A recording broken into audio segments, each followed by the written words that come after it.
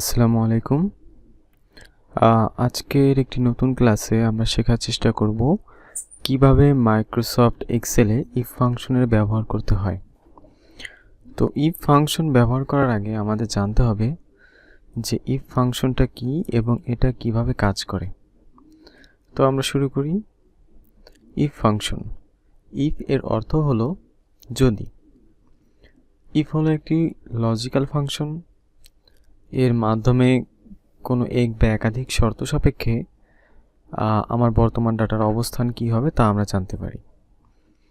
এখন কঠিন মনে হলেও নিচের কয়েকটি উদাহরণের সাহায্যে আমরা খুব সহজেই বুঝতে পারবো কিভাবে ইফ ফাংশন কাজ করে।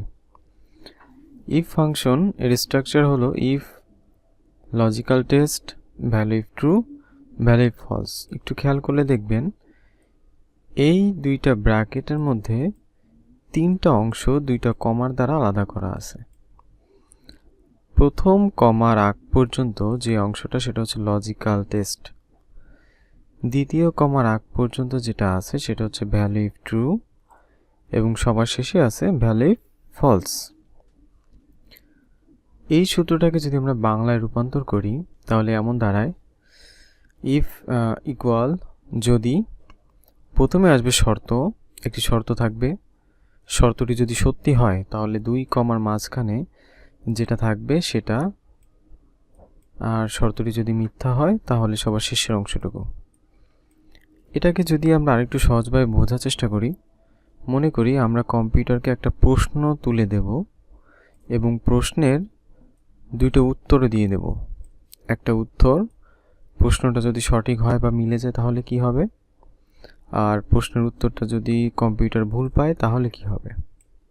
এটাকে আমরা বলি ভ্যালু ইফ ফলস, এবং যদি সত্য পায় তাহলে সেটাকে আমরা বলি ভ্যালু ইফ ট্রু। নিচে আমরা কয়েকটা উদাহরণ লিখেছি। এই উদাহরণের সাহায্যে আমরা আরেকটু বোঝার চেষ্টা করি যে ইফ ফাংশন আসলে কিভাবে কাজ করে। তো ইফ ফাংশনের যে ব্যাখ্যাটা আছে, if logical test, value if true, value if false, এটা হচ্ছে ইফের বেসিক গঠন। আমরা যতই ওগুলো উদাহরণ করি না কেন, আমরা কখনোই বেসিক গঠনকে স্কিপ করতে পারবো না। আমাদের সামনে ইফের যে গঠনটাই আসুক না কেন, আমরা সেটা সরাসরি তুলনা করব হচ্ছে এই ইফের সাথে। যেমন চাঁদ পৃথিবী থেকে বড়, এরপরে আমরা একটা কমা দিয়েছি। তো প্রথম কমার আগ পর্যন্ত যে অংশটুকু থাকবে সেটা হচ্ছে লজিক্যাল টেস্ট। তাহলে কম্পিউটারের জন্য এই অংশটুকু হচ্ছে লজিক্যাল টেস্ট। এবার কম্পিউটার এই লজিক্যাল টেস্টটাকে যাচাই বাছাই করে দেখবে। দেখার পর যদি এই টেস্টটা সঠিক হয় তাহলে দুই কমার মাঝখানে যে অংশটা থাকবে সেইটা বসবে সমাধানে, অর্থাৎ এইখানে। আর যদি এই লজিকটা মিথ্যা হয় তাহলে একদম সবার শেষের অংশে যে অ্যান্সারটা দেয়া থাকবে সেই অ্যান্সারটা এইখানে বসে যাবে। তো এবার আমরা এই প্রশ্নের সাথে বোঝার চেষ্টা করি যে আসলে এখানে উত্তরটা কি আসবে। এখানে দেওয়া আছে ইফ চাঁদ পৃথিবী থেকে বড়। এটা একটা মিথ্যা যুক্তি। তো যুক্তিটা যদি মিথ্যা হয় তাহলে শর্ত মিথ্যা হলে যা হবে সেই অ্যান্সারটা এখানে বসে যাবে। তাহলে চাঁদ পৃথিবী থেকে বড়, এই যুক্তিটা একটা মিথ্যা যুক্তি। মিথ্যা যুক্তি হওয়ার কারণে শর্ত মিথ্যা হলে যা হবে সেই অংশটা আমাদের এই অ্যান্সারের ঘরে লিখতে হবে।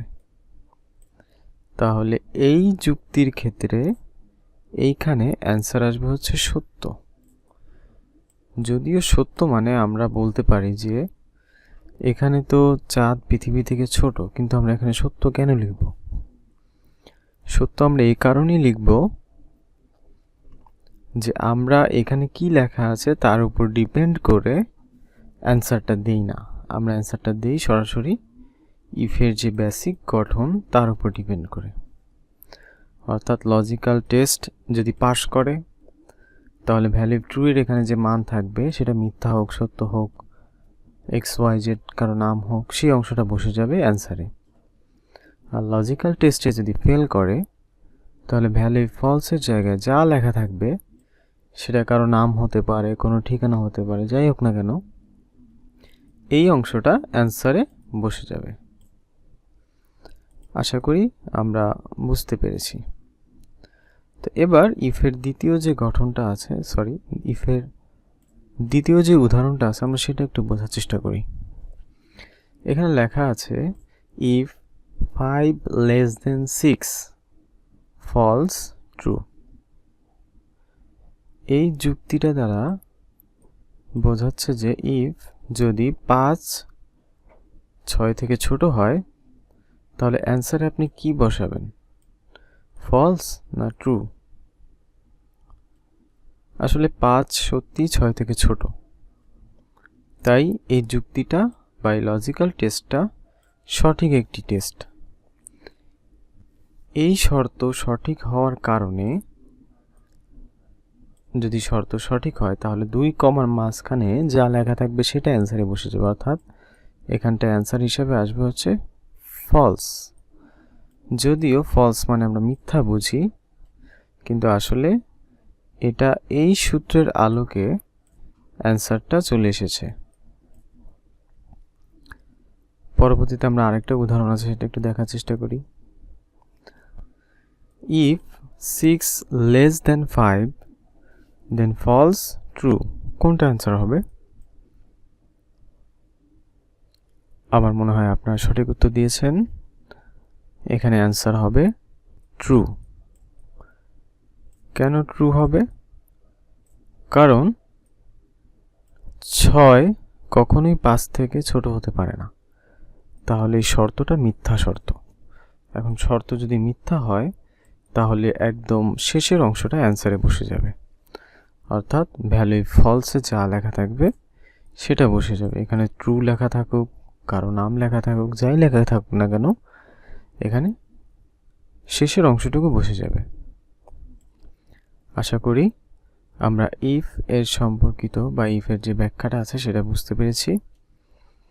পরবর্তী ক্লাসে আমরা ব্যবহারিকে বা এক্সেল শিটে কিভাবে এই ইফ ফাংশন ব্যবহার করব সেটা সম্পর্কে জানব।